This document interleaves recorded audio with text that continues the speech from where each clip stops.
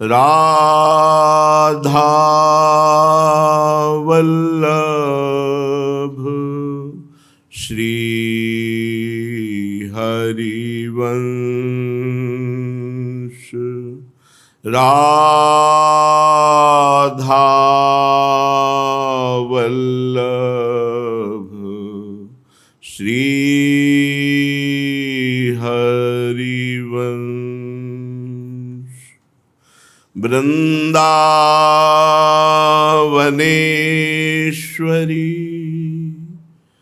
तवैव पदारविन्दम्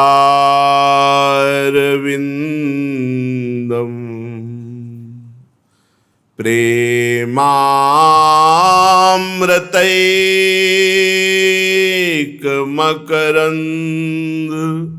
रसौघपूर्णम्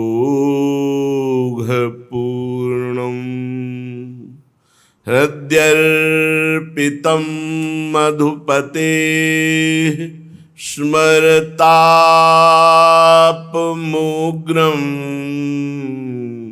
निर्वापयत् परम शीतलमाश्रयामि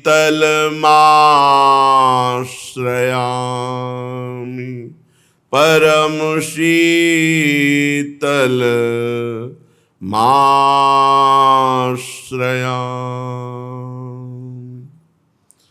परम सच्चिदानंद घन प्रेमानंद स्वरूप नवनिभृत निकुंज महामहिम परम पावन श्री वृंदावन धाम।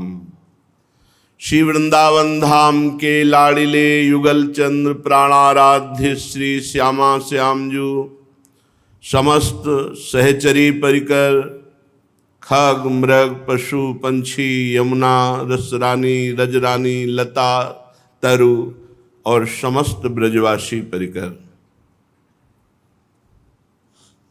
प्रियालाल बहुत प्रसन्न हैं हम पर, जो हमें सतमार्ग में चलने के लिए अवसर दिया। नहीं, ये प्रचंड त्रिगुणमयी माया हर समय हमारा चिंतन, हमारे विचार, हमारी चेष्टा इनको दूषित करती रहती है। दूषित अर्थात प्रभु से विमुख कर करके भोगासक्ति, भोगों में सुख बुद्धि, ये दूषित बुद्धि का लक्षण है। भोगों से वैराग्य और परमात्मा में सुख बुद्धि, ये पवित्र बुद्धि का लक्षण है। बड़ा कठिन है त्रिगुणमयी माया के आकर्षण से अपने चिंतन को बचाकर निरंतर भगवत चिंतन करना। पर धाम की कृपा, गुरुदेव की कृपा, इष्ट देव की कृपा, कहो कृपा ते कहा न होई। कृपा से क्या नहीं हो सकता, अर्थात सब कुछ हो सकता है। और वो कृपा हमारे ऊपर है, बस हमें दृढ़ता पूर्वक कृपा का आश्रय लेना है। कैसी भी परिस्थिति हो, हारना नहीं है। बस ये एक साधक में कमजोरी होती है, वो घबरा जाता है, भयभीत हो जाता है, निराश हो जाता है, उदास हो जाता है। नहीं, हम एक बार निश्चय करें कि बहुत से जन्म हमने माया के लिए दे दिए, एक जन्म हम प्रभु की भक्ति के लिए देते हैं। अब चाहे दुख आवे या सुख आवे, हमें आनंद मिले ना मिले, हमें नरक मिले परम पद मिले, हमको इसकी कोई परवाह नहीं। हम जिद्दी स्वभाव से दृढ़ता पूर्वक भजन में लग जाए, फिर आप देख लो सब कुछ प्राप्त हो जाएगा। हमारी बात मान लो, एक बार भजन के लिए जीवन दे दो। बहुत कंजूसी है प्रभु की तरफ चलने में, और बड़ी उदारता है माया की तरफ चलने में। हम देखते हैं अपने मन बुद्धि को, ये प्रभु की तरफ चलने में बहुत कंजूसी, और माया की तरफ बड़ा उदार। गलत आचरणों की तरफ समय ही समय है। गलत आचरणों की तरफ उत्साह होकर मन बुद्धि चलने के लिए तैयार है, लेकिन प्रभु की तरफ चलने की बात आती तो निराश हो जाते हैं, खिन्न हो जाता है। अरे जहां उत्साह होना चाहिए वहां उदासी, और जहां उदासी होना चाहिए वहां उत्साह, ये विपरीत बुद्धि। माया की तरफ, भोगों की तरफ, संसार की असत क्रियाओं की तरफ उदासीन अति रही गोसाई। उदासीनता चाहिए तो उधर उत्साह है, और प्रभु की तरफ बहुत आनंद में उत्साह होना चाहिए। उत्साह संपन्न, समुत्कंठा, नाम गाने सदा रुचि, उत्साह के साथ, उत्कंठा पूर्वक, आनंद पूर्वक खूब नाम कीर्तन, नाम जप, भगवत चर्चा, कथन, श्रवण। तो इधर से खिन्नता, उदासीनता, और संसार की तरफ उत्साह। फिर भी हमारी चाह तो है ही कि हम प्रभु को प्राप्त करें। तो श्रीपाद प्रबोधानंद जी कह रहे हैं, सकल गति विहीनम सदगति सत्वम श्रुतित भी सकलाभिरेव गीता अत उरु महिमा त्वमेव बृंदाटवी मम सच्छरणम न चान्यदस्ति। वैसे तो मैं किसी योग्य नहीं हूं, मेरी कोई अच्छी गति नहीं होनी, श्रीपाद कह रहे हैं, क्योंकि असत महत महा अधमस्य मम निश्चमः दिव्य वस्तु लिप्सो दृढ़तरम उपहास्यताम गतस्योदयति कृपातो चेन्मना कुतो ही। मैं अत्यंत हतभाग्य हूं, अधम हूं, किंतु दिव्य वस्तु लिप्सो हो, प्रिया प्रीतम की प्राप्ति की कहीं न कहीं मेरे अंदर चाहत हो गई है, और हूं मैं अधम। मेरे में कोई ऐसी योग्यता नहीं जिससे मैं प्रिया प्रीतम को प्राप्त कर सकूं, पर मेरी कहीं न कहीं चाहत हो गई कि इस जन्म में मैं भगवत प्राप्ति करूंगा, प्रिया प्रीतम की प्राप्ति करूंगा। इसलिए मेरा उपहास होना भी ठीक है, क्योंकि अयोग्य होकर परम पद की लालसा तो उपहास के ही योग्य हूं। दृढ़तर मुपहास्यताम, मैं जानता हूं कि मेरा उपहास होगा, पर मैं दृढ़ता पूर्वक ये कहता हूं कि इस जन्म भगवत प्राप्ति करके रहूंगा। एक एक शब्द को पकड़ना है। मैं अधम हूं, मेरे में कोई योग्यता नहीं, पर मैंने चाह लिया है कि भगवत प्राप्ति करूंगा, प्रिया प्रीतम की प्राप्ति करूंगा। दिव्य वस्तु लिप्सो हो, मेरे अंदर ये लालसा जागृत हो गई है, और मैं जानता हूं कि ये बात सुनकर लोग मेरा उपहास करेंगे कि कहां तू अधम और कहां भगवत प्राप्ति, पर दृढ़तर मैंने दृढ़ता पूर्वक ठान लिया है। तो कह रहे इसकी प्राप्ति कैसे होगी, तुम्हें विश्वास कैसे है? तो बोले कृपा तो चेन मना कुतो ही वृंदाटवी। मुझे विश्वास है कि मुझे वृंदावन वास मिल गया, वृंदावन का आश्रय मिल गया, तो वृंदावन कृपा करके मुझे प्रिया प्रीतम की प्राप्ति करा ही देगा। सकल गति विहीनम, मेरी और कोई गति नहीं है। सत्वम श्रुतित भी सकल भिरेव गीता सदगति।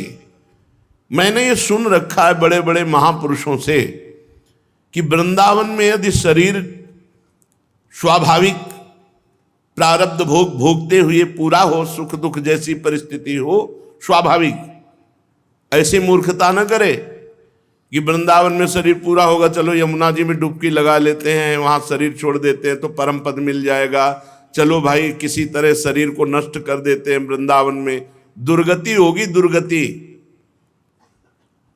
शरीर वृंदावन में रह रहा है, अब दुख सुख जो भोगने को मिल रहे हैं उनको सहज भोग रहे हैं, और अपने आप शरीर की अवधि पूरी हुई भगवत प्राप्त हो जाएगा। ये जो आत्म हनन गति है बहुत दुर्गति, बहुत दुर्गति है। कभी भूल कभी ऐसी नहीं करनी चाहिए कि हम किसी पावन तीर्थ में शरीर छोड़ देंगे तो हमें परम पद मिल जाएगा, दुर्गति होगी। बहुत बुरी गति होती है शरीर को नष्ट करने वाले की। आयु के अनुसार शरीर पूरा हो, दुख सुख जो मिले उनको सहले। तो बोले स्तुति भी, मैंने ऐसा सुना है महापुरुषों से, सकलाभिरेव गीता, जितने बड़े बड़े महापुरुष सबने गायन किया है कि अतु ऊरु महिमा तुमेव वृंदाटवी, ये केवल आपकी ही महिमा है कि आप में शरीर छूटने वाले को प्रिया प्रीतम की प्राप्ति होती है। सकल कल्याणों का मूल है भगवत तत्व में विलीन हो जाना, और इसका भी परम रस है कि प्रिया प्रीतम के समीप रहकर उनकी सेवा करना, उनके दर्शन, उनकी लीलाओं का दर्शन करते हुए लीला में सम्मिलित होते, ये महासुख वृंदावन प्रदान करता है। आहा परम मग्नो सर्वसेतुर्ब्रज युवराज इहात्युदार भाव। आहा, यहां के युवराज विराजमान है श्री प्रिया प्रीतम। मेरे दोनों राजा हैं। एक परमहंस जी 20-25 वर्ष पहले यमुना किनारे रहते थे, दिगंबर नंग धड़ंग, वो बस वृंदावन के उस पार रहते थे। ऐसे कहते मेरे राजकुमार राजकुमारी, थोड़ी थोड़ी देर में ऐसे उन्मत्त होकर वृंदावन की तरफ ऐसे हाथ करते और कहते मेरे राजकुमार मेरी राजकुमारी। बाहरी लोग समझ नहीं पाते थे ये राजकुमार राजकुमारी प्रिया प्रीतम। बड़े ही तप संपन्न दिगंबर रहते थे। कोई ब्रजवासी दे दे तो पालिया नहीं भूखे, ऐसे यमुना की पल्ली पार रहते। थोड़ी थोड़ी देर में एकदम भागते हम वृंदावन की तरफ से मेरे राजकुमार मेरे राजकुमारी। हे प्रिया प्रीतम प्रेम देखते हैं, प्रेम। युवराजा इहात्युदार भाव, हमारे राजकुमार राजकुमारी बड़े उदार भाव वाले, अति उदार विवि सुंदर सुरत सूर सुकुमार। अति उदार, ये अपने आप को दे देते हैं। अभी आप सोच भी नहीं सकते कि कैसा सुख होता होगा। राधा पी जी चलते नहीं है, स्पष्ट बात नहीं करते, पर भावभंगियों के द्वारा ऐसे चित्त चुराते कि लगता है इससे बड़ा कोई सुख ही नहीं।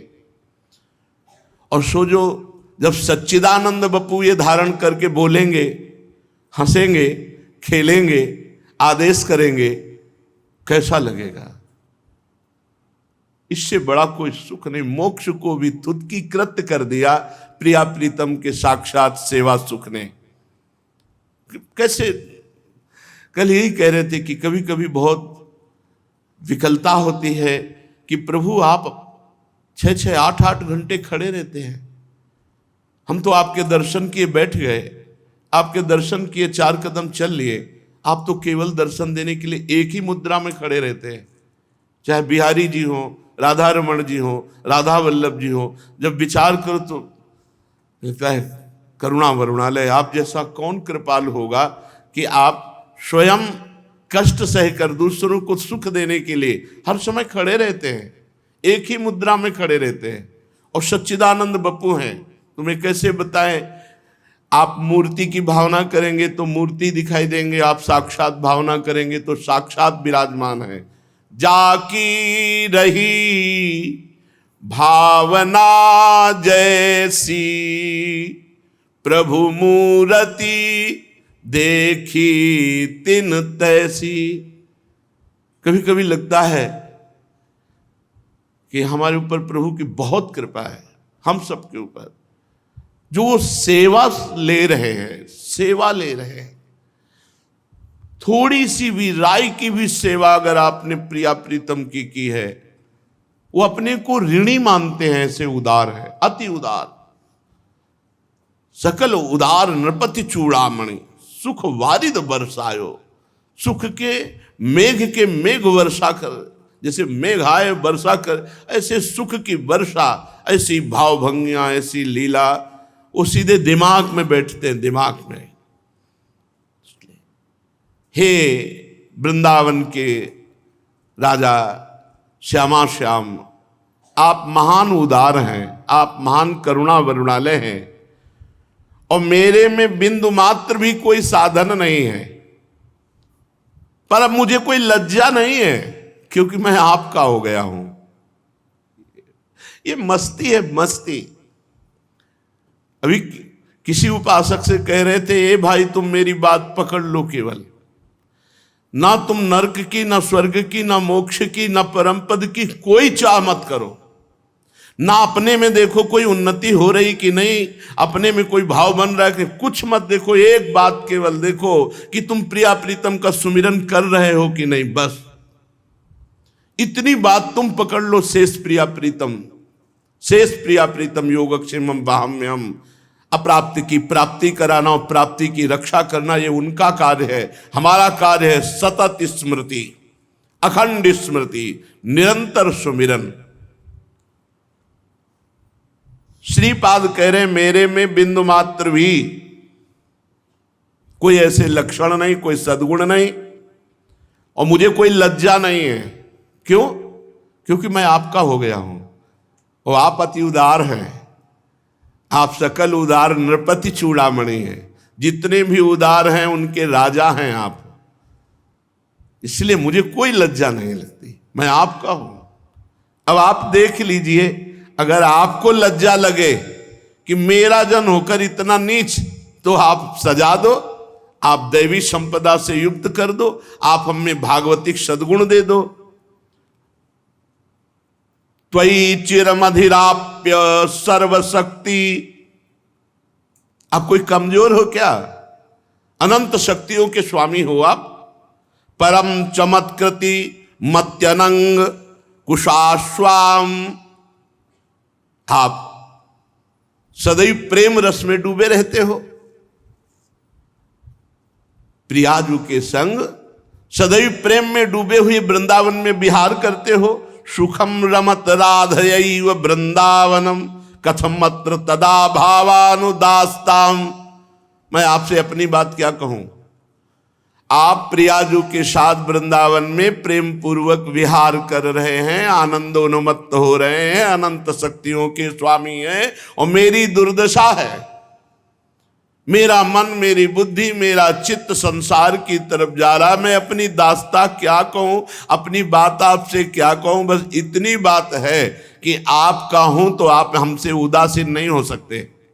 जा पड़ा है, ऐसा नहीं हो सकते, आप मेरे विषय में उदासीन नहीं हो सकते। आप, ये दावा है, क्योंकि मैं आपका शरणागत हूं, और आप त्वयि चिरमधिराप्य सर्वशक्तिम, समस्त शक्तियां आप में विराजमान हैं। आप तो प्रेम में उन्मत्त होकर प्रियाजू के साथ वन विहार कर रहे, और मेरी दुर्दशा है, मेरा मन बुद्धि आप में न लगकर ये संसार में जा रहा है। इसलिए हे करुणामय, आप हमसे उदासीन नहीं हो सकते, आपसे लड़ जाऊंगा, क्योंकि मैं आपका हूं। आप हमसे उदासीन कैसे हो सकते हैं? आप हमारी तरफ दृष्टि कृपा की कीजिए और हमारे मन बुद्धि को अपने में लगाइए। मेरे में सामर्थ्य नहीं है। अपरिमित महामहिम निधाम्नि त्वयि परमे परमोल्लासदरसौघैः,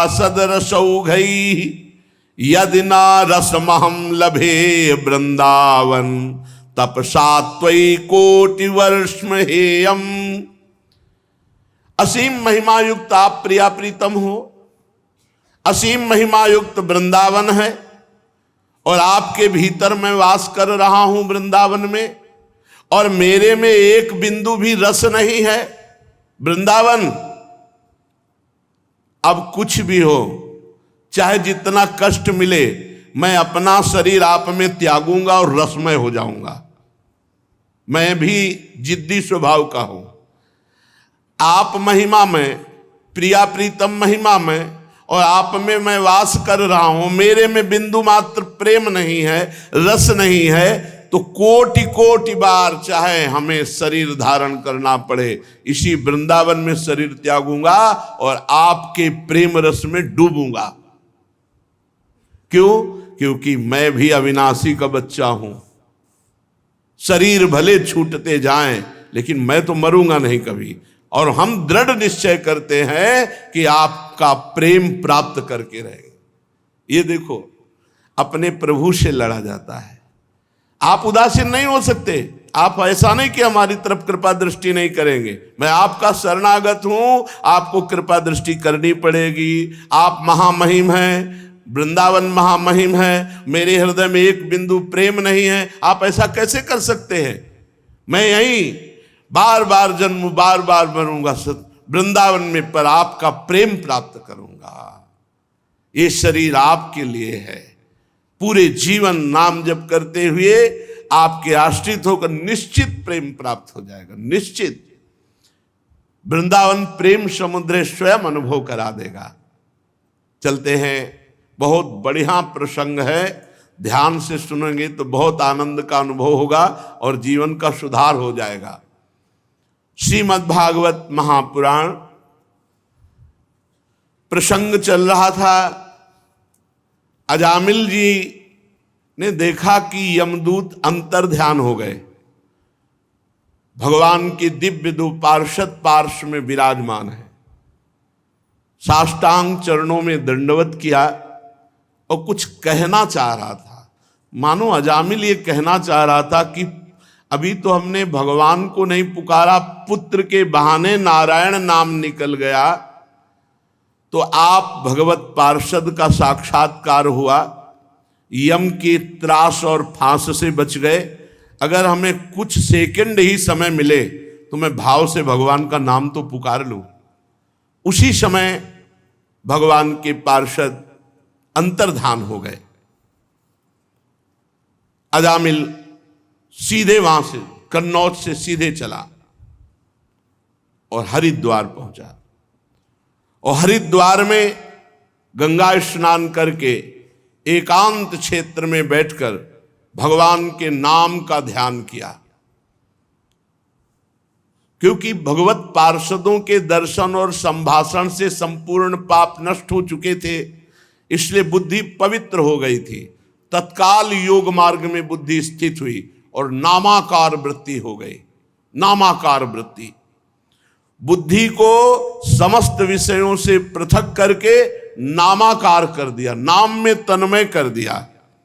जो ही नाम में बुद्धि तन्मय हुई, त्रिगुण का मल भस्म हो गया, सतोगुण रजोगुण तमोगुण नष्ट हो गया, बुद्धि त्रिगुणातीत। जो ही त्रिगुणातीत हुई, उसी समय देखा कि 4 पार्षद आ गए। पहले 2 थे, अब 4 पार्षद भगवान के सामने, 2 परिचय वाले और 2 और। अजामिल साष्टांग दंडोत फिर किया। भगवान के पार्षदों ने कहा, तुम्हें परम पद की प्राप्ति हुई है, तुम नामाकार वृत्ति करना चाहते थे, इसलिए तुम्हें समय दिया। चलो देखो, ये भगवान का विमान आया है, वैकुंठाधिपति भगवान नारायण का विमान। हाथ पकड़ करके अजामिल को विमान पे बैठाला और भगवान के परम धाम में अजामिल जाकर विराजमान। पुत्र के बहाने नारायण पुकारा तो परम धाम परम पद मिला। अब आप विचार कीजिए, वैश्या के संसर्ग से अजामिल के सारे पुण्य नष्ट हो गए थे, नरक में गिरने वाला था, निंदनीय कर्म, पर भगवान के एक नाम उच्चारण मात्र से ऐसा संयोग बना, पार्षद आए, समय मिला, नामाकार वृत्ति की, भगवान की प्राप्ति हो गई। जो लोग इस संसार में दुख से, शोक से, भय से मुक्त होना चाहते हैं, बहुत ध्यान पूर्वक इसको बैठा लीजिए, सार बात है। नातः परम कर्म निबंध कृंतनम मुमुक्षताम तीर्थ पदानुकीर्तनात् नायत पुनः कर्म सुसज्जते मनो रजस्तमोभ्याम कलिलम ततोन्यथा। तीर्थपाद भगवान के नाम का कीर्तन, नाम का जप, इससे बढ़कर कोई साधन नहीं है। जो इस संसार से मुक्त होना चाहता है, दुखों से, शोक से, भय से मुक्त होना चाहता है, उसे एकमात्र भगवान के नाम का कीर्तन, नाम का जप करना चाहिए। नाम का आश्रय लेने से मनुष्य फिर कर्म बंधन के पचड़ों में नहीं पड़ता। जिसने भगवान का नाम ले लिया महान बन जाएगा। और कोई प्रायश्चित ऐसा नहीं जो रजोगुण तमोगुण को नष्ट करके पाप का पूरा नाश कर सके। इतना केवल सामर्थ्य भगवान के नाम में ही है। श्री परमहंस सुखदेव जी महाराज राजा परीक्षित से कहते हैं, ये बड़ा गोपनीय प्रसंग मैंने तुम्हें सुनाया है। या एवं परमम गुह्यमितिहास मघापहम, ये जो चरित्र सुनेगा उसके नाम में प्रीति जरूर होगी, और जिसके नाम में प्रीति हुई और निश्चित परम पद को प्राप्त करेगा। समस्त पापों का नाश करने वाला अत्यंत गोपनीय ये चरित्र हमने सुनाया। जो पुरुष श्रद्धा और भक्ति के साथ इस चरित्र का श्रवण करेगा, कथन करेगा, वो कोई कैसा भी पापी क्यों न हो कभी नरक नहीं जा सकता। यमराज के दूत तो आंख उठाकर भी उसकी ओर नहीं देख सकते। उस पुरुष का जीवन चाहे कितना पापमय रहा हो, जो भगवान नाम उच्चारण करेगा, इस चरित्र को सुनेगा, वो निश्चित वैकुंठ की प्राप्ति करेगा। परीक्षित देखो, अजामिल जैसे पापी ने मृत्यु के समय पुत्र के बहाने नारायण नाम उच्चारण किया तो उसे वैकुंठ की प्राप्ति हो गई। फिर जो श्रद्धा के साथ भगवान नाम जपते हैं उनको क्यों नहीं भगवत प्राप्ति हो जाएगी। अब तो यमराज के दूत जब भगवान यम के पास पहुंचे तो उनको बड़ा आश्चर्य हुआ, क्योंकि दो भगवत पार्षदों ने यमपास काट दी और उनको वहां से विदा किया। एक तरह से यमराज के दूतों का अपमान ही तो हुआ। तो संयमनी पुरी में जाकर के यमराज के दूतों ने हाथ जोड़ करके कहा, यमदूतों ने कहा, कति संति शास्तारो जीव लोकस्य वै प्रभो त्रैविध्यम कुर्वतः कर्म फलाभिव्यक्ति हेतवा। प्रभो, ये दंड देने वाले कितने स्वामी हैं इस विश्व में, क्योंकि अभी तक तो मैं यही मानता था कि आप ही दंड देने वाले स्वामी हैं। संसार के जीव 3 प्रकार के पाप कर्म करते हैं। निषिद्ध, मनमानी, वासना से प्रेरित, इन सबको हम नरक लाते हैं। कोई पुण्य कर्म करता है तो देवलोक जाता है, कोई मिश्रित कर्म करता है पाप पुण्य तो मनुष्य लोक जाता है। हम ये मनमानी वासनाकृत पाप करने वालों को यहां जबरदस्ती लाते हैं और दंड देते हैं। प्रभु, लेकिन दंड देने वाला शासक तो केवल आप ही है। अगर और कोई दंड देने वाला शासक होगा तो फिर व्यवस्था ठीक नहीं बन पाएगी। प्रभु, ये क्या हुआ कि मैं जैसे इस पापी को बांध कर ला रहा था तो 2 देवेश्वर प्रकट हो गए और उन्होंने यमपास काट दिया और हमको डांट लगाई। संसार में कितने नियामक हैं, कितने ईश्वर हैं, कितने स्वामी हैं। उन सिद्धों ने आपकी मर्यादा का उल्लंघन किया, यमपास काट दी। प्रभु, आपका उल्लंघन कर सके कोई ऐसा त्रिभुवन में नहीं है। मैं उस पापी को यातना गृह की ओर ले जा रहा था, उन्होंने बलपूर्वक मुझे रोक लिया।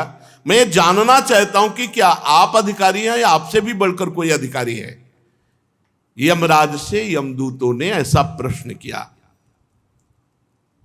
प्रभु, बस उस पापी के मुख से नारायण निकला कि डरो मत ऐसा कहते हुए वो सिद्ध आ गए। वो कौन है? जब देव शिरोमणि प्रजा शासक दंडपाणी भगवान यमराज से यम के दूतों ने ऐसा प्रश्न किया तो यमराज ने कहा, दूतों, तुम तो केवल मुझे ही अपना स्वामी मानते हो, लेकिन मेरे भी स्वामी हैं जो चराचर जगत के स्वामी हैं। ये संपूर्ण जगत सूत में वस्त्र के समान ओतप्रोत है। जैसे पूरे वस्त्र में सूत ही सूत है, ऐसे ही पूरा जगत भगवत स्वरूप ही है। उन्हीं भगवान के अंश से ब्रह्मा जगत का सृजन करते हैं, उन्हीं भगवान के अंश से विष्णु पालन करते हैं, उन्हीं भगवान के अंश से शंकर जी इसका संहार करते हैं। ये उत्पत्ति, स्थिति, प्रलय, ये तीन रूप धारण किए हुए वही भगवान हैं, ब्रह्मा, विष्णु और महेश। और हम सब उसी प्रभु के अधीन हैं। मेरे प्यारे दूतों, वो जगदीश्वर भगवान श्री हरि सबको ऐसे अधीन रखते हैं जैसे किसान नाथ से बांधकर बैल को अधीन रखता है। ऐसे संपूर्ण ब्रह्मांड, संपूर्ण जगत को अपने अधीन भगवान श्री हरि की है। हम सब भयभीत रहते हैं उन्हीं प्रभु से कि कहीं कोई त्रुटि ना हो जाए, कहीं कोई अपराध न बन जाए। दूतों, मैं यमराज, देवराज इंद्र, निरिति, वरुण, चंद्रमा, अग्नि, शंकर, वायु, सूर्य, ब्रह्मा, 12 आदित्य, विश्व देवता, 8 वसु, साध्य, 49 मरुत, सिद्धजन, 11 रुद्र, रजोगुण तमोगुण रहित भृगु आदि महर्षि, बड़े बड़े देवता, ये सब उन्हीं भगवान के अधीन है। और कोई ये नहीं जान सकता कि भगवान कब क्या करना चाहते हैं। दूतों, जब ये ईश्वर कोटि के जन नहीं जान पाते तो औरों की तो बात ही क्या है। सबके अंतःकरण में भगवान सूक्ष्म रूप से विराजमान है। एक भक्त ने प्रश्न किया था एकांतिक में कि भगवान कहते हैं यहीं विराजमान है, तो हैं कहां? हमें तो नहीं दिखाई देते। तो दूध में घी विराजमान है, कहां दिखाओ? बोले रुको, प्रक्रिया करेंगे, दूध को औटाएंगे, दही बनाएंगे, मंथन करेंगे, मक्खन निकलेगा, फिर घी निकलेगा। हाँ, तो ऐसे ही प्रक्रिया से भगवान स्थूल सूक्ष्म कारण तीनों शरीरों का बात करके अचिंत शक्ति महाप्रभु के चिंतन में जो तन्मय है, तो वहीं हृदय में ही भगवान का अनुभव हो जाता है। जैसे मेहंदी के रेसे रेसे में लालिमा है, लेकिन आप चीर कर देख लो कहीं लाली दिखाई दे। प्रक्रिया है, प्रक्रिया करोगे तो हाथ में रखकर 30-40 मिनट बाद धो के देखो, लाल हो जाएगा। ऐसे ही परमात्मा सर्वत्र विराजमान है। साधन करो, भगवत चिंतन करो, असाधनों का त्याग करो, अभी देखो आपको अनुभव में आने लगेंगे प्रभु हृदय में ही विराजमान। सबके हृदय में भगवान साक्षी रूप से विराजमान है। कोई भी प्राणी इंद्री, मन, प्राण, हृदय या वाणी आदि के द्वारा उनको नहीं जान सकता। उनका चिंतन करे और कृपा करे तो उनको जान सकता है। प्रभु सबके स्वामी हैं, परम स्वतंत्र हैं और सब में विराजमान हैं। बिना उनकी कृपा से उनको कोई नहीं जान सकता। सोई जा नहीं जेहि देहु जनाई, वही जान सकता है जिसे भगवान कृपा करके जना दे। यमदूतों, उन्हीं मायापति पुरुषोत्तम भगवान श्री हरि के दूत परम मनोहर रूप गुण संपन्न स्वभाव संपन्न महामहिमा में विचरण करते रहते हैं। अगर कोई भी भगवान नाम जापक है और उसको कोई कष्ट देना चाहे तो भगवान के पार्षद गुप्त रूप से विचरण करते रहते, तत्काल उनकी रक्षा करते हैं। अलौकिक पार्षदों का दर्शन बड़ा दुर्लभ है। वे भगवान के भक्त जनों को उनके शत्रुओं से, मुझ यमराज से, अग्नि आदि भारी भारी विपत्तियों से सुरक्षित रखते हैं। भगवान के पार्षद स्वयं भगवान ने धर्म की मर्यादा का निर्माण किया है। ना तो कोई ऋषि जानते हैं, ना कोई देवता, ना सिद्धगण, पूर्ण तो भगवान ही जानते हैं।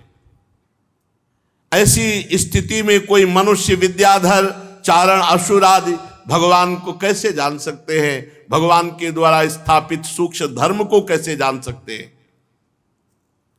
भगवान के द्वारा जो भागवत परम धर्म है वो अत्यंत शुद्ध और गोपनीय है। वो वही जान पाता है जिसे भगवान जनाते हैं। जो जान लेता है वो भगवान का स्वरूप हो जाता है। जानत तुम्हें तुम्हें हो जाई, वो साक्षात भगवत स्वरूप हो जाता है।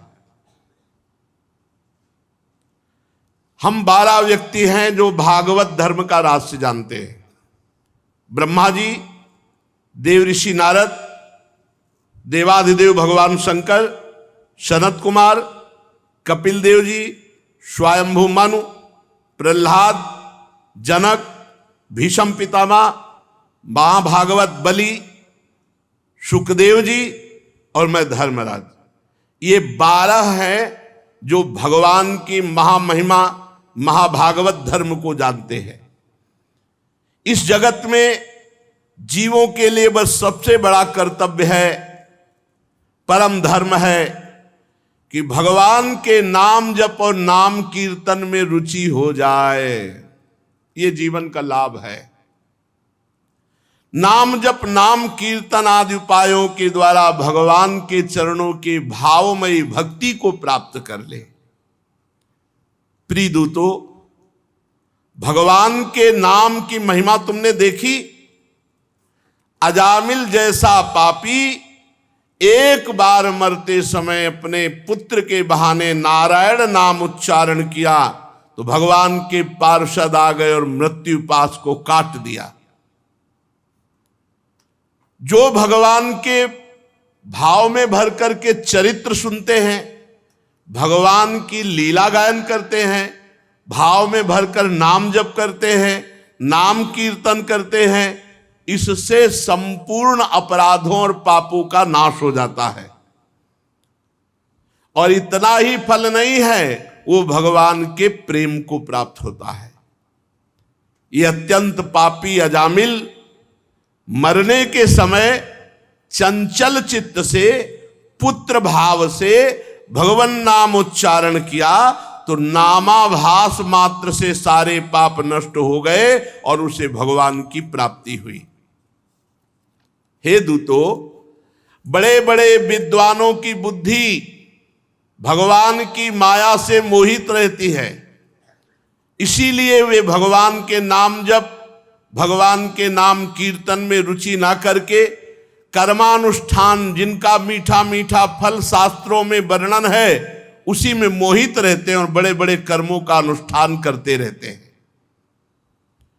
वो महामहिम भगवान के नाम में प्रीति नहीं कर पाते। ये देखो कितनी विचित्र भगवान की माया है कि विद्वान होते हुए भी वो भगवान के नाम में प्रीति नहीं कर पाते।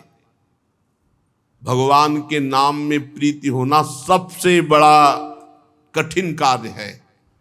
ये काम कर लिया तो विश्व में कोई भी ऐसा कार्य नहीं जो आप कर ना सके।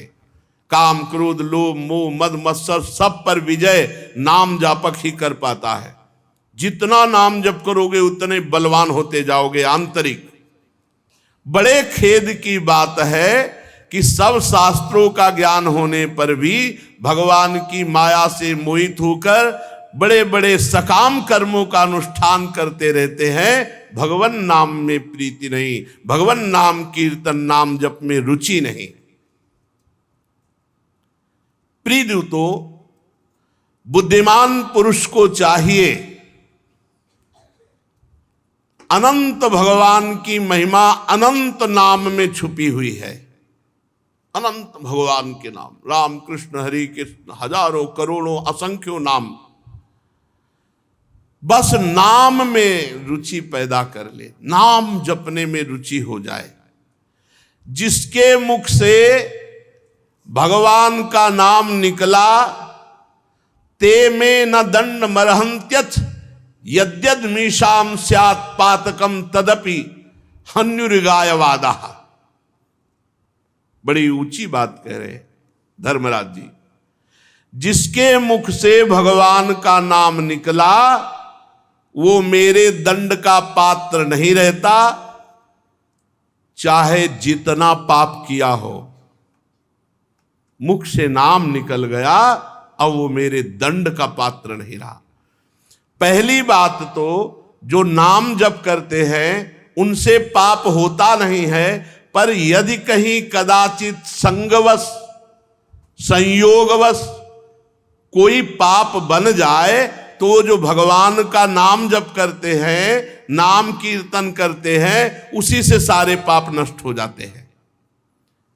जो समदर्शी भगवान को ही अपना साध्य और साधन समझकर भगवान के भरोसे हैं, एक एक शब्द बड़ा गूढ़ है। जो भक्त भगवान को ही अपना साधन मानते हैं और भगवान को ही साध्य मानते हैं और भगवान पर निर्भर है, भगवान के प्रपन्न है, शरणागत है, तो बड़े बड़े देवता, बड़े बड़े सिद्ध उनको नमस्कार करते हैं। उन नाम जापक संतों को नमस्कार बड़े बड़े देवता करते हैं। ते देव सिद्ध परिगीत पवित्र गाथा, ये साधव समदृशो भगवत प्रपन्ना, तान्नोपसीदत हरेर्गदयाभिगुप्तान्, नैषां वयं न च वयः प्रभवाम दंडे। आहा, मेरे दूतों, जो भगवान का नाम जप करते हैं, भगवान को ही अपना साधन और साध्य मानते हैं, भगवान की शरण में है, तो बड़े बड़े सिद्ध देवता, बड़े बड़े सिद्ध ऋषि मुनि उसके यश का गान करते हैं, उसको नमस्कार करते हैं। और भगवान गदा पाणी की, कौमोद की गदा गुप्त रूप से उन भक्तों की रक्षा में रहती है। अये यमदूतो, तुम लोग कभी भूलकर मत फटकना, किसी की सामर्थ्य नहीं, ना मेरी ना और किसी की, कि नाम जापक भक्त को दंड दे सके, इतनी सामर्थ्य तो काल में भी नहीं है। मेरी क्या, नैषाम वयम न च वयः प्रभवाम दंडे, किसी का प्रभाव, किसी की सामर्थ्य नहीं कि नाम जापक को दंड दे सके। इसलिए भूल कर तुम मत जाना जिनके मुख से नाम निकल रहा है उनके पास। बड़े बड़े परमहंस दिव्य रस के लोभ से संपूर्ण जगत और शरीर आदि से अपनी अहमता ममता हटाकर अकिंचन होकर निरंतर भगवान मुकुंद के पादारविंद का मकरंद रस पान करते रहते हैं। कभी मत फटकना ऐसे के पास जो भगवान की कथा सुनते हैं, भगवान का नाम जप करते हैं, क्योंकि वहां भगवान की कौमोद की गदा और सुदर्शन चक्र गुप्त रूप से रक्षा करते हैं। इसलिए यमदूतों, वहां पास मत फटकना। तुम ऐसे लोगों को लाना जो भगवान की निंदा करने वाले, भगवान के भक्तों की निंदा करने वाले, भगवान नाम उच्चारण ही नहीं करते, भगवान की कथा नहीं सुनते, नरक के दरवाजे घर गृहस्थी के भोगों में और तृष्णा का बोझा ढो रहे हैं, उन्हीं को मार मार करके मेरे पास लाना।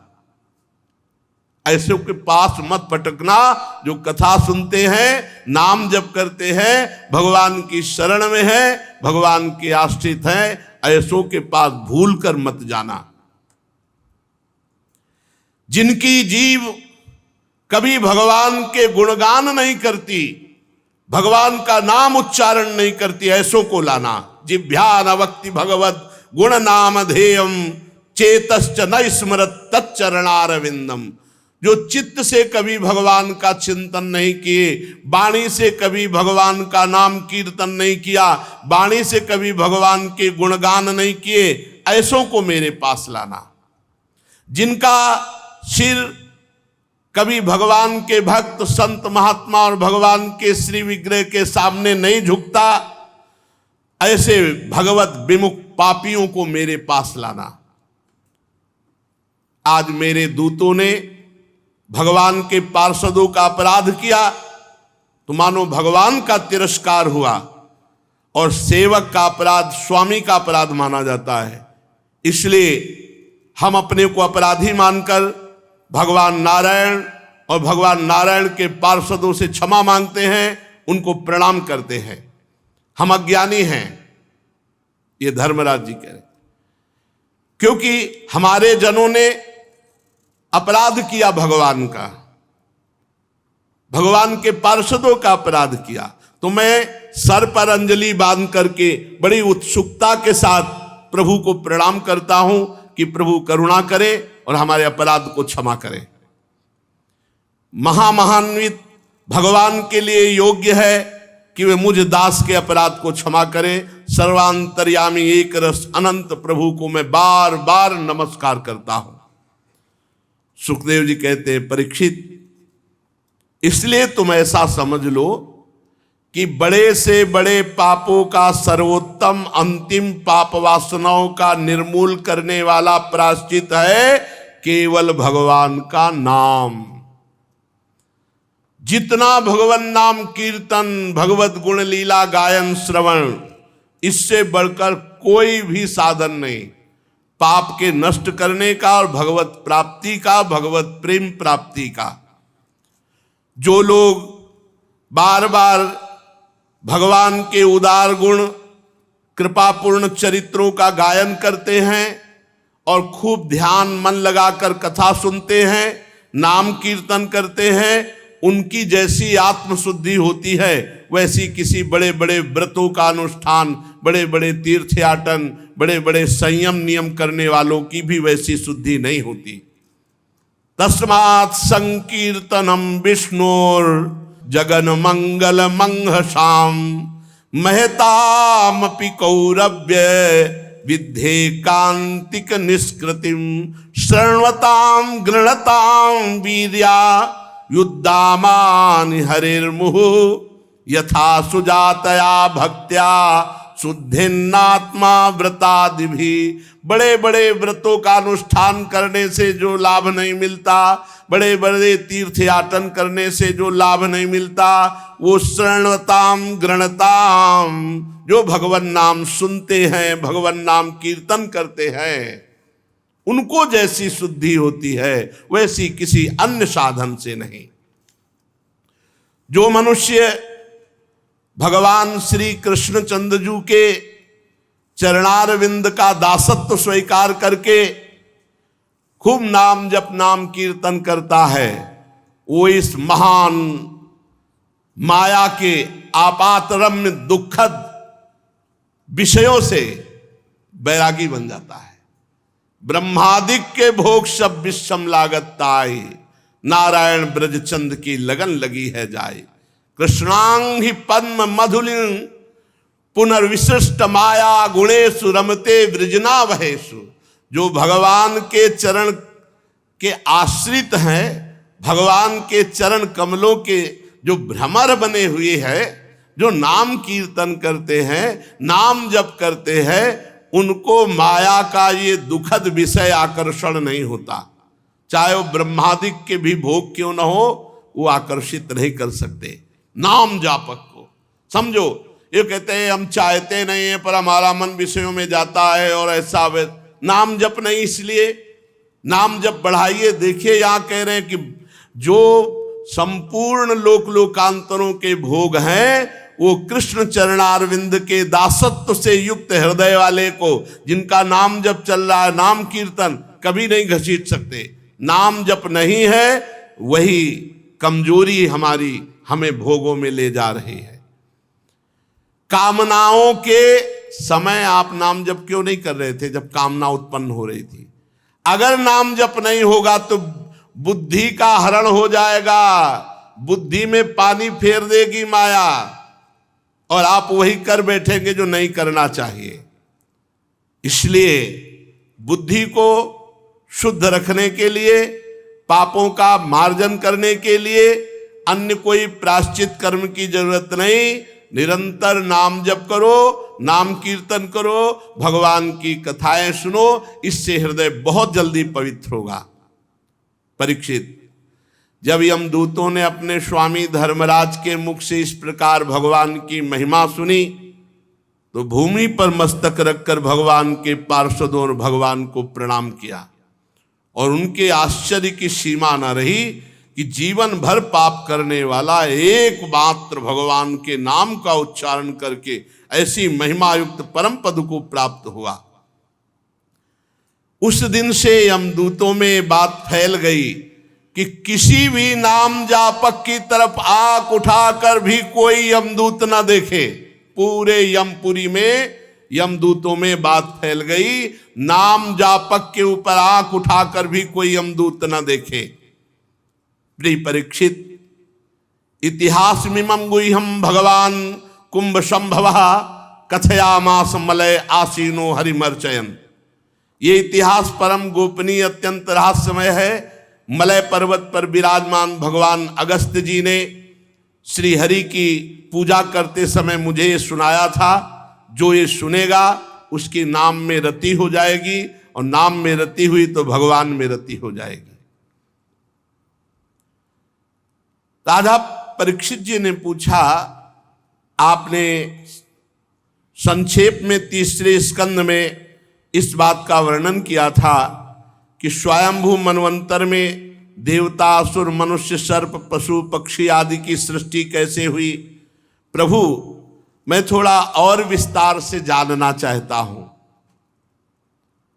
श्री सुखदेव जी ने कहा, राजा प्राचीन वर्ग के 10 पुत्र, जिनका नाम प्रचेता था, पीछे आपने सुना, और वो समुद्र में खड़े होकर भगवान शंकर के द्वारा बताए हुए रुद्र गीत से आराधना कर रहे थे।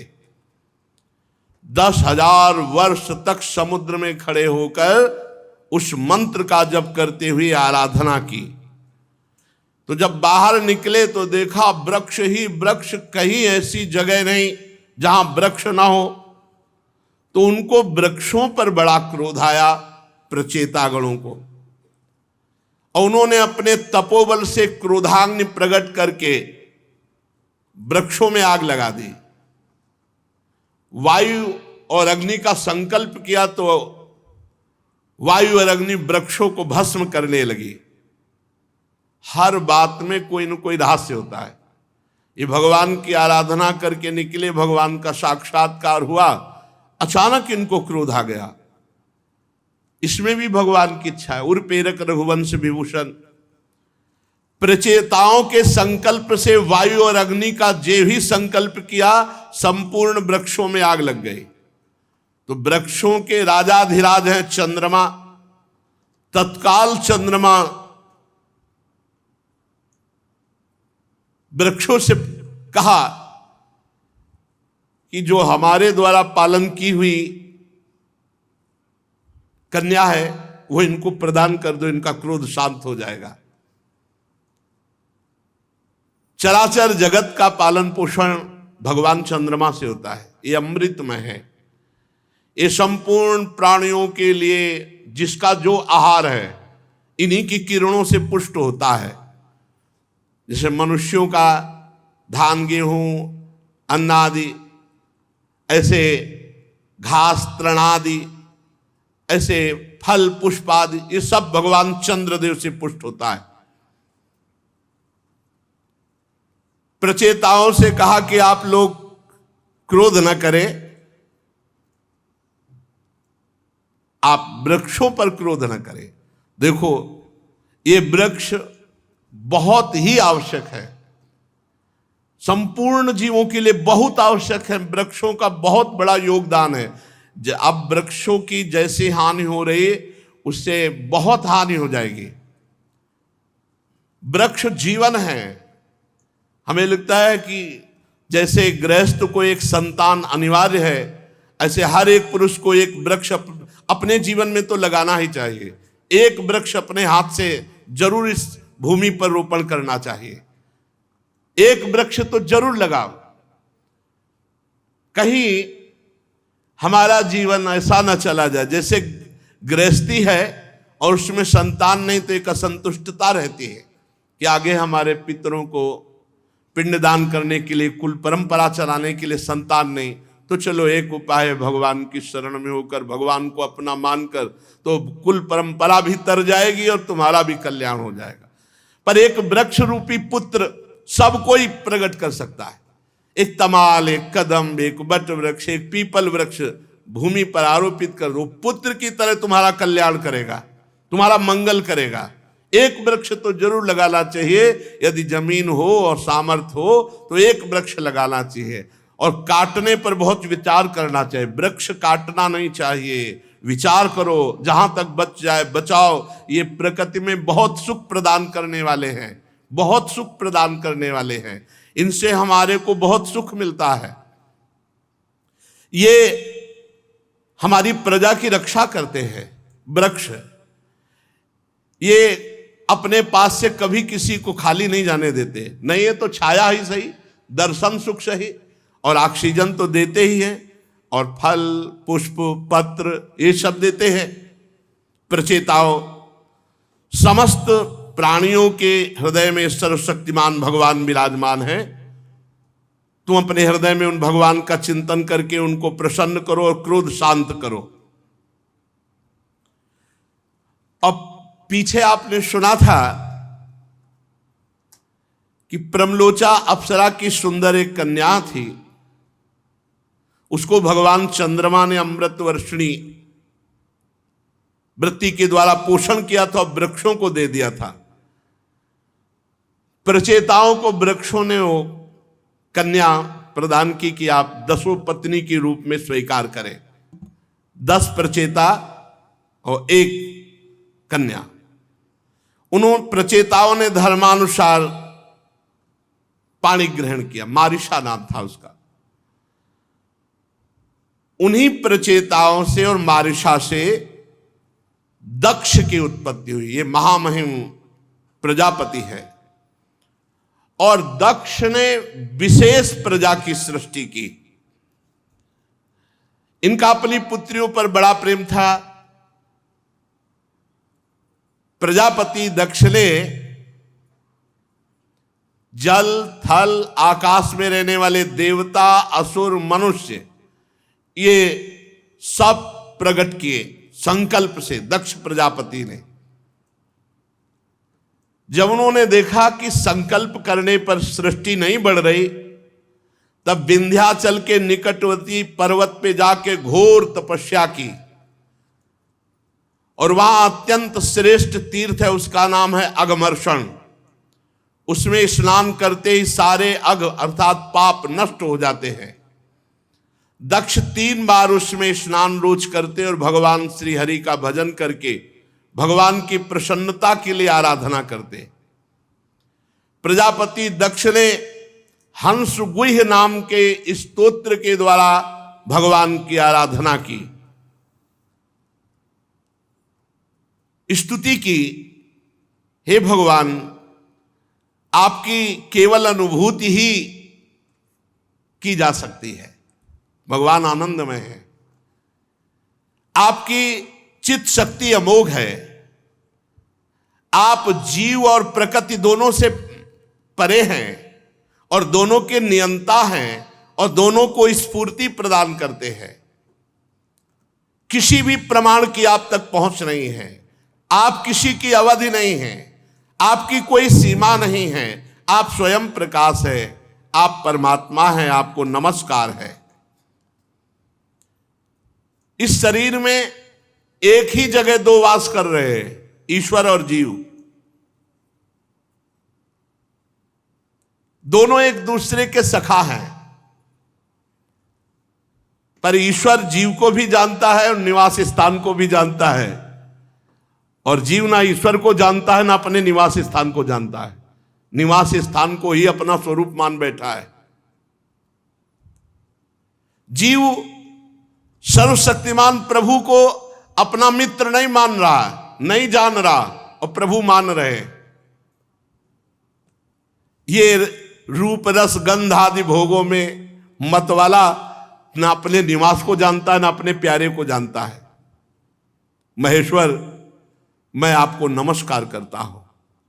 देह अर्थात शरीर, प्राण, पंच प्राण, इंद्रियां, अंतःकरण की वृत्तियां, पंचमहाभूत, तन्मात्राएं, ये सब मायाकृत हैं, ये सब जड़ हैं, और इसी को इस जीव ने मैं मान लिया है।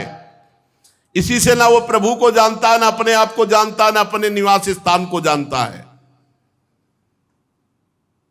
प्रभु पर आप सबके ज्ञाता हैं, आप अनंत है, इसलिए मैं तो केवल आपकी स्तुति ही करता हूं। जगत में जितनी भिन्नता दिखाई पड़ती है वो सत्य नहीं है, ये बात समझ लीजिए। ये बात समझ गए तो जीत गए माया को। ये जितनी भिन्नता दिखाई देती, स्त्री पुरुष, असत सत, विद्वान मूर्ख, उत्तम अधम, महात्मा दुरात्मा, ये माया की भिन्नता है। तत्व सब में एक ही परमात्मा विराज। जो तत्व को देखता है वो जीवन मुक्त होता है, और जो बाहरी क्रियाओं को देखता है वो फंस जाता है। जितनी भिन्नताएं हैं सब माया की हैं, और जो इन भिन्नताओं का निषेध कर दे तो जो बचता है वो आप परमात्मा हैं। जब तक विचार शुद्ध नहीं होता तब तक आपके स्वरूप में माया की उपलब्धि दिखाई देती है, माया दिखाई देती है। जब तक शुद्ध विचार नहीं होता तब तक परमात्मा में माया ही दिखाई देती है। सारे नाम, सारे रूप, चराचर जगत केवल आप बने हुए हैं। यह बात कैसे समझ में आवे? केवल आप बने हुए। प्रभु आप प्रसन्न होइए, मेरे को दृष्टि दीजिए, केवल आप है।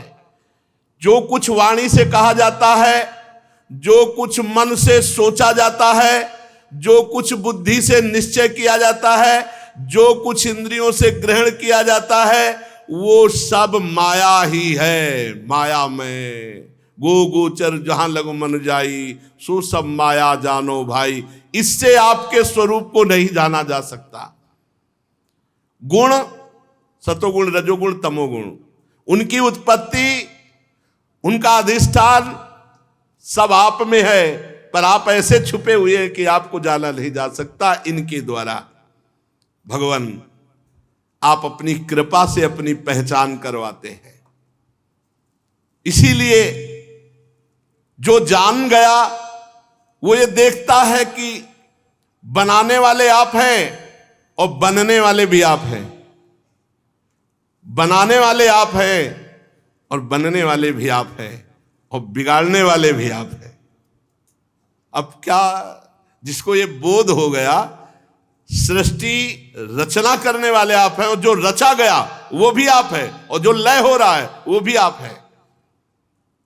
आप तो बस मुझ पर प्रसन्न होइए। हे प्रभु, कोई वाद विवाद के द्वारा आपको नहीं जान सकता, तर्क के द्वारा आपको नहीं जान सकता, क्योंकि जितना तर्क है वो बुद्धि तक है। बार बार मोह में डालने वाली त्रिगुणमयी माया की बुद्धि से कोई तर्क के द्वारा भगवान को कैसे जान सकता है? आप सबके आधार हैं, बुद्धि के ही आधार है। परीक्षित, विंध्याचल के अगमर्षण तीर्थ में जब प्रजापति दक्ष जी ने इस प्रकार भगवान की स्तुति की तो भगवान प्रकट हो गए।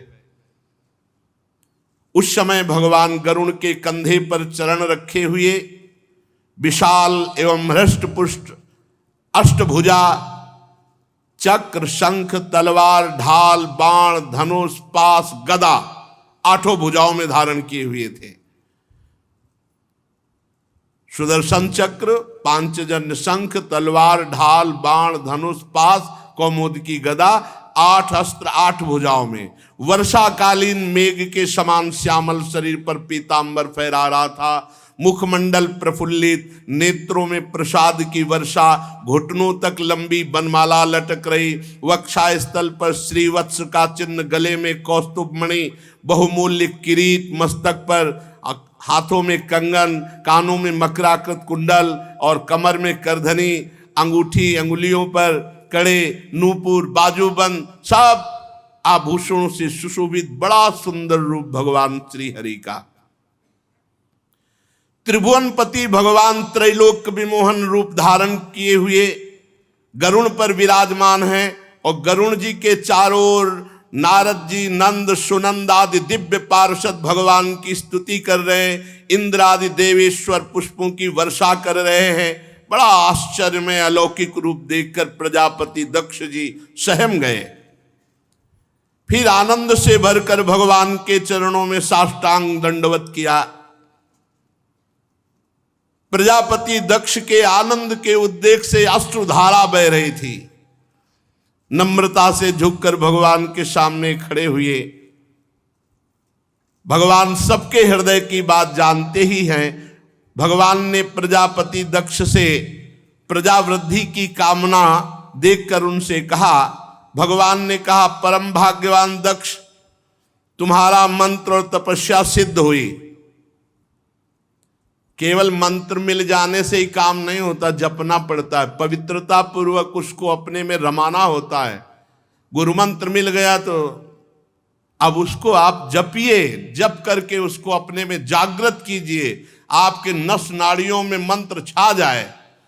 भगवान क्या करे, तुम्हारा मंत्र, तुम्हारी तपस्या सिद्ध हुई। मुझ पर तुम्हारी बहुत बड़ी श्रद्धा है। देखो तुम्हारा हृदय मेरे प्रेम के भाव से भरकर आंखों से अश्रु प्रवाह, और तुम्हारा लक्ष्य था कि प्रजा की वृद्धि हो, सृष्टि बढ़े, इसलिए तपस्या की। मैं तुम पर बहुत प्रसन्न हूं। मेरा प्रसन्न होना ही समस्त प्राणियों का परम मंगल है। चाहे समृद्धि, चाहे जो चाहे, वो सब प्राप्त हो जाता है मेरे प्रसन्न होने पर। ब्रह्मा, भगवान शंकर, तुम्हारे जैसे प्रजापति, स्वयंभू, मनु, इंद्रादि देवेश्वर, ये सब मेरे अंश हैं, मेरी विभूतियां हैं। तपस्या मेरा हृदय, विद्या शरीर है, कर्म आकृति है, यज्ञ अंग है, धर्म मन है, और देवता प्राण है। जब ये सृष्टि नहीं थी तब केवल मैं था। ये बहुत जोर की बात है, बहुत धैर्य से सुनना चाहिए। अहम एवा समेवाग्रे नान्यत किंचांतरम बहि संज्ञान मात्रम अव्यक्तम प्रसुप्तमिव विश्वतः। जब ये सृष्टि नहीं थी तब केवल मैं ही था, वो भी निष्क्रिय, क्रिया रहित। बाहर भीतर कहीं कुछ नहीं था, कुछ नहीं था। बाहर भीतर कहीं भी कुछ नहीं था। ना कोई दृश्य था, ना कोई दृष्टा था। केवल मैं ज्ञान स्वरूप, और वो भी अव्यक्त। ऐसा मान लो जैसे गाढ़ सुषुप्ति में कुछ नहीं होता, वैसे ही संपूर्ण सृष्टि में कुछ नहीं था, केवल मैं ही मैं था। मैं अनंत गुणों का आधार स्वयं अनंत हूं। मैंने अपने आप से माया प्रकट की, और माया के क्षोभ से ब्रह्मांड प्रकट हुआ, और इसी ब्रह्मांड में योनिजादि पुरुष के रूप में मैं ब्रह्मा बना, और मैंने ही संपूर्ण सृष्टि को प्रकट किया अपने आप से, अपने आप में। जब सृष्टि नहीं थी मैं ही मैं था, जब सृष्टि नहीं रहेगी तो मैं ही मैं रहूंगा, और बीच में जो कुछ प्रकट हुआ सब मैं हूं। इतना ज्ञान हो जाए बस जीवन मुक्त हो गया। और ये बात तभी समझ में आएगी जब तपस्या होगी। बिना घोर तप के ये कोई नहीं जान सकता। इसीलिए ब्रह्मा जी भी प्रकट होकर पहले तप किए, और उस तपस्या के प्रभाव से 9 प्रजापतियों की सृष्टि की। दक्ष, ये पंचजन प्रजापति की कन्या अश्विनी है, तुम इसे पत्नी रूप में ग्रहण करो, और गृहस्थोचित स्त्री सहवास रूप धर्म से अब सृष्टि प्रकट करो। अब बहुत सी सृष्टि तुम्हारे द्वारा प्रकट होगी। मानसिक सृष्टि हो गई, अब तुम स्त्री पुरुष के संयोग से सृष्टि उत्पन्न करो। यह हमारी बहुत बड़ी सेवा होगी। देखो यहां गृहस्थी में ध्यान रखना है। जो लोग समझते हैं कि हम गृहस्थ में हैं, हमको तो भगवत प्राप्ति नहीं हो सकती। वहां आप देखिए, यहां भगवान कह रहे हैं ये गृहस्थ धर्म में संतान उत्पन्न करना भी भगवान की पूजा है। कह रहे मेरी सेवा होगी। स्त्री पुरुष के संयोग से जो संतान उत्पन्न होती वो मेरी सेवा ही होती है। और संतान को पढ़ाना लिखाना पोषण करना परिवार का मेहनत करके धन, ये सब पूजा है भगवान की। मन मानो, तुम अहंकार मत करो। नाथ सकल संपदा तुम्हारी, मैं सेवक समेत सुत नारी। बढ़िया भगवत प्राप्ति हो जाएगी। नाम जप करो और धर्म पूर्वक आचरण करो। भगवान इतना कह करके अंतर ध्यान हो गए। दक्ष प्रजापति आश्चर्यचकित हो गए। इतना प्रेम विह्वल है कि खड़े रहने की भी सामर्थ्य दक्ष प्रजापति में नहीं। भगवान के दर्शन के आनंद से फिर भगवान ने जैसी आज्ञा की थी, पंचजन की पुत्री अशिकनी से विवाह किया और समय आने पर एक एक करके 10,000 पुत्र उत्पन्न किए, क्योंकि सृष्टि विस्तार के लिए भगवान ने आज्ञा की। अब ये सभी पुत्र बड़े ही पवित्र स्वभाव वाले, एक स्वभाव सबका, एक आचरण, पवित्र भाव। दक्ष प्रजापति ने कहा कि संतान उत्पन्न करने के लिए, प्रजा बढ़ाने के लिए पहले तुम्हें तपस्या करनी चाहिए। जाओ, 10,000 पुत्रों को आदेश किया, तप परायण हो, फिर आकर सृष्टि बढ़ाओ। 10,000 पुत्र पश्चिम दिशा की ओर चले और सिंधु नदी समुद्र के संगम पर नारायण सर नामक एक महान तीर्थ है, वहां वो तपस्या के लिए निवास करने लगे ऋषि मुनियों के आश्रमों में। देवर्षि नारद जी ने देखा है तपस्या करने आए हैं और ये प्रजा की वृद्धि करना चाहते हैं, तो 10,000 को बुलाया और एकांत में बैठाला। देवर्षि नारद जी ने कहा, तुम आए हो तपस्या करके और तपस्या का उद्देश्य है प्रजा की वृद्धि करना। बताओ, पृथ्वी का अंत देखा है तुमने? पृथ्वी कितनी बड़ी है, क्या है, इसका अंत देखा है? अदृष्टांतम भुवो यूयम बालिसावत पालका। जब पृथ्वी का ही अंत नहीं देखा तो तुम पृथ्वी में सृष्टि क्या बढ़ाओगे? बड़े खेद की बात है। एक ऐसा देश है जिसमें एक ही पुरुष है, देखा है? उनका फिर क्या तुम तपस्या करने? एक ऐसा देश है जिसमें एक ही पुरुष है।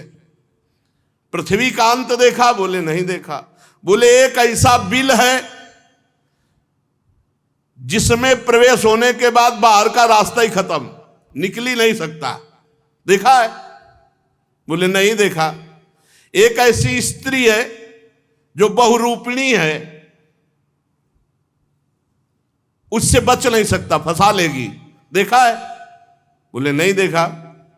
बोले एक ऐसा पुरुष है जो व्यभिचारिणी का पति है, देखा है? बोले नहीं देखा। बोले एक ऐसी नदी है जो आगे पीछे दोनों ओर बहती है, देखा है? बोले नहीं देखा। बोले एक ऐसा विचित्र घर है जिसमें 25 पदार्थ भरे रहते हैं, 25 पदार्थों से बना है, देखा है? बोले नहीं। बोले एक ऐसा हंस है जिसकी बड़ी कहानी विचित्र है, देखा है? बोले नहीं। बोले एक ऐसा चक्र है जो छुरे एवं वज्र से भी कठोर है और वो घूमता रहता, सबको काटता रहता है, देखा है? बोले नहीं। तो बोले मूर्ख हो, फिर क्या देखा है तुमने, क्या समझा है तुमने? तुम्हारे पिता तुम्हें जो आदेश किए हैं उसके अनुसार सृष्टि तभी कर सकोगे जब हमारे प्रश्नों को समझ पाओगे। परीक्षित हर्यश्व जन्म से बड़े बुद्धिमान थे। देवर्षि नारद जी को गुरु बनाया और उनके गूढ़ वचनों पर सब विचार करने लगे। उन्होंने विचार करके खोज पाया कि ये लिंग शरीर है जिसे जीव अपना स्वरूप मान बैठा, और ये आत्मा का अनादि बंधन है, और इसका विनाश देखता नहीं कोई। शरीर में राग कर बैठता है, अगर विनाश देखे कि इसका नाश हो जाएगा तो भजन में लग के भगवान को प्राप्त कर ले। इसलिए पृथ्वी का अंत नहीं देखा, अर्थात इस शरीर को मैं मान करके इसका अंत नहीं जो देखता, विनाश भाव इस पे नहीं लाता, वो भजन में रुचि नहीं कर पाता, और भजन में रुचि किए बिना जीवन व्यर्थ है। एक ऐसा देश है जिसमें एक ही पुरुष रहता है, तो सचमुच सचमुच ये तीन अवस्थाएं, जागृत, स्वप्न, सुषुप्ति, इसमें एक ही पुरुष है परमात्मा, जो हर समय जागता रहता है। न वो सुषुप्ति, न उसमें स्वप्न, न वो जागरण, वो हर समय दिव्य में जागता रहता है। तीनों अवस्थाओं में जो एक जैसा रहता है, जो त्रिगुणातीत है, जो कालातीत है। ये तो जीव अभिमानी है, तीनों गुणों में फंसा हुआ है, तीनों कालों में फंसा हुआ है। जो जागता रहता है एक नगर में एक ही पुरुष, वो एक नगर में एक ही परम पुरुष परमात्मा है। सचमुच वो ईश्वर ही है, सबका आश्रय है, परंतु उसे कोई नहीं जानता है। वही भगवान है जो प्रकृति से अतीत नित्य मुक्त परमात्मा को देखे बिना अन्य कार्यों में अपना जीवन अर्पित कर देता है। उसका जीवन व्यर्थ है, व्यर्थ जीवन है। और एक बिल ऐसा है जिसमें घुसने के बाद कोई आज तक वापस नहीं आता, वो है माया। इस माया रूपी बिल में एक बार जो घुसा तो नए नए देश, जैसे नीचे पाताल तल वितल सुतल लोक है, नए नए खेल माया के, नए नए आकर्षण माया के, निकल ही नहीं पाया, लौट ही नहीं पाया अभी तक। जैसे कोई पाताल में प्रवेश कर पावे तो लौट नहीं पाता, ऐसे जीव इस संसार रूपी बिल में एक बार प्रवेश किया, वापस नहीं लौट पाया। ऐसा ये माया ठगनी का रचा हुआ संसार है, एक बार जो प्रवेश किया वापस नहीं लौट पाया, वापस नहीं लौटा। इसी शरीर में, इसी मन में, इसी इंद्रियों में इस कोट से फंस गया कि कभी वापस ही नहीं आ पाया। वो नारद जी ने जो कहा एक बिल है जिसमें प्रवेश करने के बाद वापस नहीं आया। वापस आने का मतलब अपने स्वरूप में स्थित हो जाना नहीं, बस वही स्त्री पुत्र परिवार राग धन मकान, इसी में सत्य मानकर फंस गया। एक स्त्री है जो बहुरूपिणी सबको फंसा लेती है, यही त्रिगुणात्मिका माया। कोई ऐसा नहीं है जिसको ये फंसा न ले। शिव विरंचिका मोहे को है बपुरान, अस जिय जान भजी मायापति भगवान। ज्ञानी नाम चेतांश देवी भगवती ही सा। वो बहुत रूप धारण करके जीव को भगवान से विमुख किए हुए है। और इसी माया का जो भोक्ता बनता है वो व्यभिचारिणी पति है, वो व्यभिचारिणी पति है। क्योंकि विविध प्रकार की वासनाओं में फिसला हुआ जीव कभी निकल नहीं पाता है। जीव इस माया का अंत जाने बिना, अर्थात विवेक ज्ञान प्राप्त किए बिना कभी शांति को प्राप्त नहीं हो सकता। ये माया बुद्धि में बैठ जाती है और बुद्धि ही उल्टा स्त्री के समान इसको फंसाती रहती। ये भोग, ये भोग, यहां चलो, ये देखो, ये सूंघो, ये सुनो, ये भोगो। जीव परतंत्र हो करके अपनी स्वतंत्रता, अपने स्वरूप ज्ञान को नष्ट कर दिया है। एक नदी है जो दोनों तरफ बहती है, वो है माया। माया का ये दोनों तरफ बहती। सृष्टि रचना भी इसी से होती है, सृष्टि विनाश भी यही रचती, यही विनाश, दोनों तरफ यही रचती है और यही नष्ट भी करती है। ये दोनों तरफ बहती है।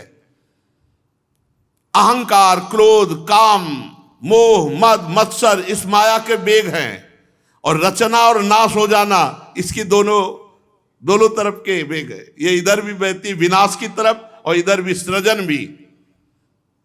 25 तत्व का एक ही अद्भुत घर है। पुरुष उसका आश्चर्य में आश्रय है, और वो अपने स्वरूप को भूलकर इसी घर में बैठ गया, स्त्री शरीर मानकर, पुरुष शरीर मानकर।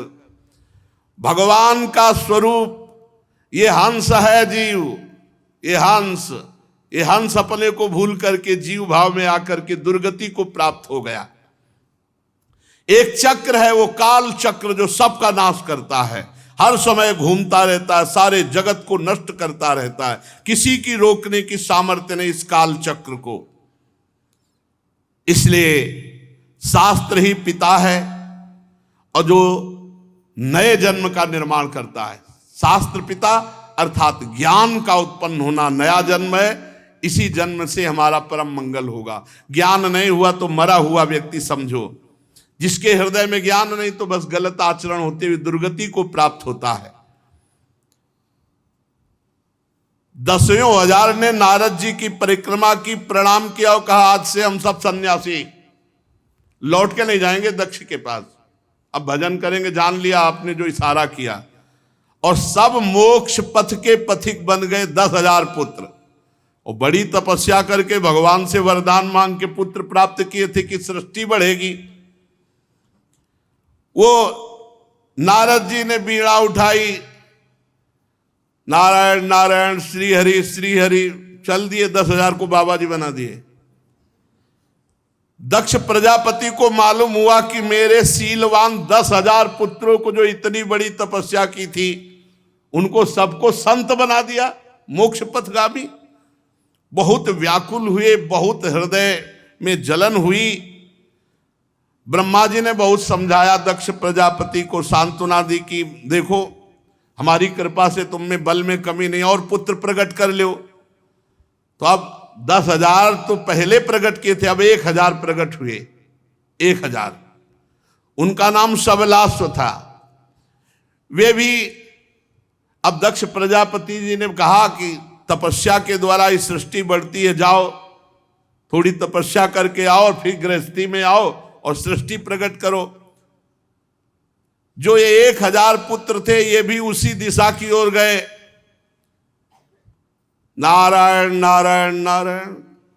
देवर्षि नारद जी आ गए, नमस्कार किया सबने, बैठो बैठो। काहे के लिए आए हो? भगवान पिताजी ने आज्ञा की तपस्या करके पुत्र उत्पन्न करना। तुम्हारा बड़े भाई थे, तुम जानते हो? बोले हाँ 10,000 थे, सब 10,000 भगवान को प्राप्त हुए। तुम माया में मत फंसो। पुत्रों मैं जो उपदेश देता हूं, पहली बात तो छोटे भाई को बड़े भाई का अनुसरण करना चाहिए। तुम्हारे सब बड़े भाई बाबा जी बन गए, तुमको भी बाबा जी बनना चाहिए। बड़े भाइयों का अनुसरण करो। श्रेष्ठ वही है जो अपने बड़े भ्राता जो धर्मवान हो उनका अनुसरण करे। सबलाश्वों ने जो 1,000 थे उनको उपदेश किया देवर्षि नारद जी ने भगवान का भजन करने के लिए। तो वो सब इस मंत्र का जप करते हुए कि जो सबके अंतर्यामी विशुद्ध चित्त परमात्मा सबके हृदय में विराजमान परमहंस रूप से हैं, उन भगवान की हम आराधना करते हैं। हम नमस्कार पूर्वक ओंकार स्वरूप भगवान नारायण का ध्यान करते हैं जो सबकी आत्मा सर्वव्यापक परमहंस रूप हैं। मंत्र दिया को जाओ बेटा, लंगोटी पहनो, कमंडल लो, आप सरिस चाहें सबके। 1,000 को फिर बाबा जी बना दिया। अब वो वहां सृष्टि बढ़ाने के लिए बार बार संकल्प तपस्या सब लगा के पुत्र प्रकट करते हो, नारद जी बाबा जी बना देते हैं। इसीलिए भगवान के भक्तों का सानिध्य माया में नहीं फंसने देता। अब वो सब अंतर्मुख होकर के भगवान के चिंतन में आज तक नहीं लौटे। दक्ष प्रजापति को सूचना मिली कि 10,000 जिस मार्ग में गए थे 1,000 को और बाबा जी बना दिया नारद जी ने।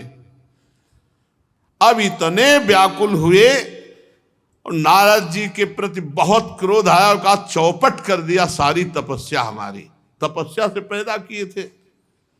उन्होंने इतना शोक हुआ कि परम निर्मल महाभागवत नारद जी पर क्रोध के कारण ओठ फड़कने लगे और संयोग वसात देवर्षि नारद जी उसी बीच में पहुंच गए। कैसे हो दक्ष प्रजापति? जैसे कोई न मान लो घाव करके नमक डाल दे। दक्ष प्रजापति ने कहा अहो असाधो साधु राम साधु लिंगे नस्त्वया। साधु का भेष धारण किए हुए ये सुनना पड़ता है भैया। गाली गलौज अपमान ये सब श्रृंगार है भगवान के मार्ग में। अहो असाधो साधु नाम साधु लिंगे नस्त्वया, साधुओं का बाना पहन रखा है, हो घोर असाधु। देवर्षि नारद जी को कहा हमारे भोले भाले बालकों को भिक्षुकों का मार्ग सन्यासी बना दिया, बाबा जी बना दिया, बड़ा अपकार किया, हमारा बड़ा अमंगल किया।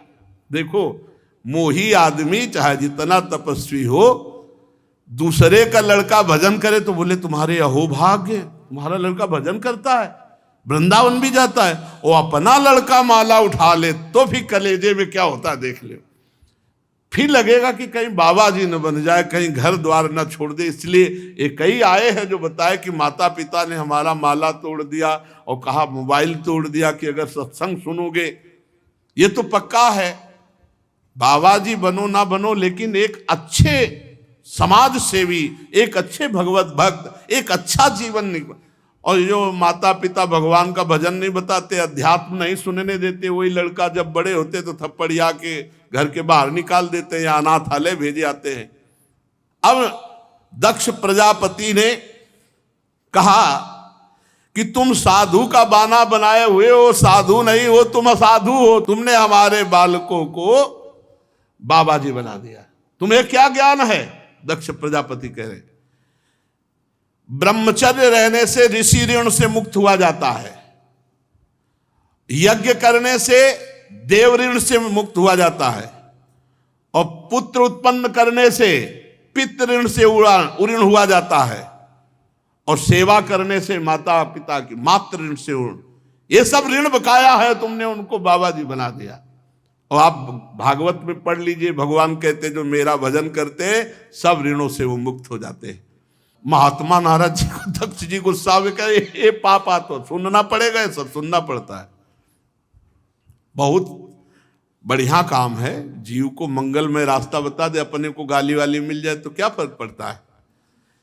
बहुत गालियां सुननी पड़ी, ऐसा थोड़ी होता है, ये सब ये है ऐसा। तुमने हमारे बच्चों के दोनों लोकों को चौपट कर दिया, दक्ष प्रजापति ने कहा। तुम साधु दया नहीं तुम्हारे हृदय में, तुम साधु नहीं हो। ये मोही लोगों के निर्णय होते हैं। अरे हमारे छोटे छोटे बच्चे, उनको तुमने बिगाड़ दिया। तुम भगवान के भक्तों में कलंक हो, सचमुच तुम निर्लज्ज भी हो। नारद जी कुछ नहीं बोल रहे, मुस्कुरा रहे। मैं जानता हूं तुम्हारे हृदय में कोई मोह ममता तो नहीं है, क्योंकि लड़का बच्चा तो है नहीं। तुम क्या जानो परिवार का प्रेम, हमारे पुत्रों को जो बाबा, क्या जानो परिवार का प्रेम। ठीक बात है, क्या जाने परिवार, लेकिन तुम नहीं जानते हो प्रेम किसे कहते हैं। तुम मोह से ग्रसित हो, इसलिए प्रेम को नहीं जानते हो। सच्चा प्रेम तो महात्मा ही करते हैं, जो भगवान के प्रेमी जन होते हैं, जन्म जन्म की बिगड़ी बना देते हैं। देखो माता पिता किस बात में सुखी होते हैं, अच्छा खवा दिया, अच्छा कपड़ा लत्ता, खूब डट के सो जाओ, जगाएंगे नहीं, माता पिता नहीं जगाएंगे। खूब अच्छे से सो जाओ, खाओ पियो, पढ़ो लिखो, रुपया कमाओ, बढ़िया दुल्हन लाओ, बढ़िया दूल्हा मिले, भाई इतना ही है। इनके प्रेम का उद्देश्य इतना ही है। और अगर कहीं किसी संत महात्मा का कृपा प्रसाद प्राप्त हुआ तो वहीं रहते हुए अपने चित्त को भगवान में स्थित किया, या इतना प्रबल तीव्र वैराग्य जागृत कर दिया कि संपूर्ण संसार से अनंत जन्मों की बिगड़ी मिटा करके और भगवान की प्राप्ति, जन्म मरण के बंधन से मुक्त। झूठ मूठ वैराग्य का स्वांग भरा दिया हमारे बच्चों को, बहुत कड़ुआ बोल रहे हैं और ज्ञान की बातें भी कह रहे हैं। नारद विषय भोग का अनुभव किए हुए जब वैराग्य लिया जाता है तो सच्चा वैराग्य होता है, और जिसने विषय भोग ही नहीं किया उनको वैराग बना दिया, उनका बीच में मन बिगड़ेगा। तो यह है विषयी पुरुष का तर्क।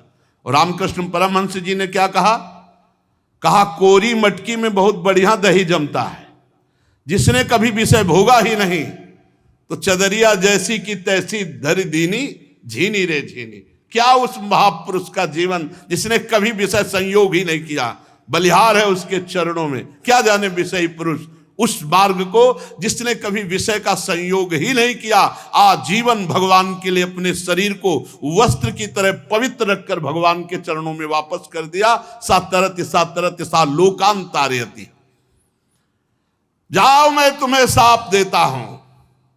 दक्ष प्रजापति भजनानंदी हैं, भगवान का भजन किए लेकिन मोह से ग्रसित है।